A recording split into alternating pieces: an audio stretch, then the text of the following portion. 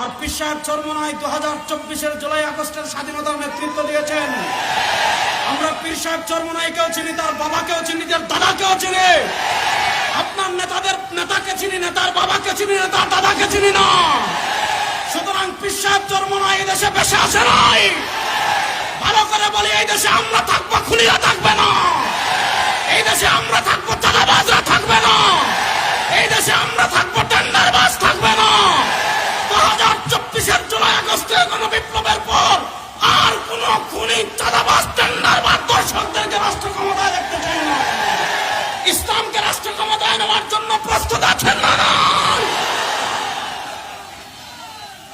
শোনেন, আমরা স্পষ্ট ভাষায় বলি, 2024-এর জুলাই আগস্টের গণবিপ্লবের পর আমরা ভারতের আধিপত্যবাদকে পরাজিত করেছি।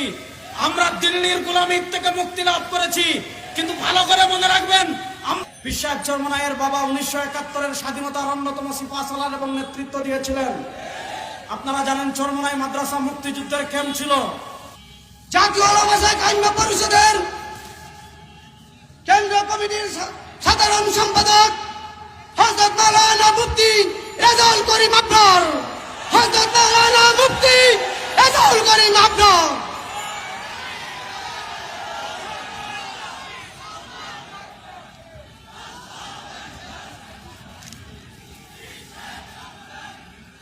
আসসালামু আলাইকুম ওয়া রাহমাতুল্লাহি ওয়া বারাকাতুহু। নাহমাদুহু ওয়া নুসাল্লি আলা রাসূলিল কারীম, আম্মা বা'দ। ইসলামী আন্দোলন বাংলাদেশ নারায়ণগঞ্জ জেলা ও মহানগরের উদ্যোগে আয়োজিত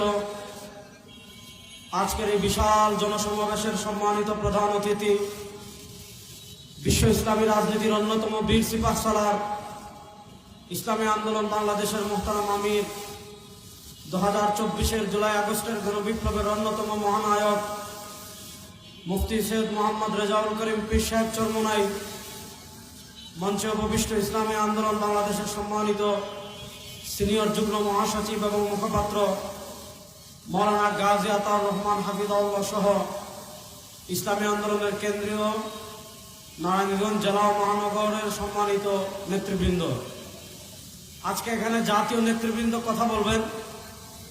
আমি তারুণ্যকে উদ্দেশ্য করে কয়েকটা মেসেজ দিয়ে আমার সংক্ষিপ্ত বক্তব্য শেষ করব।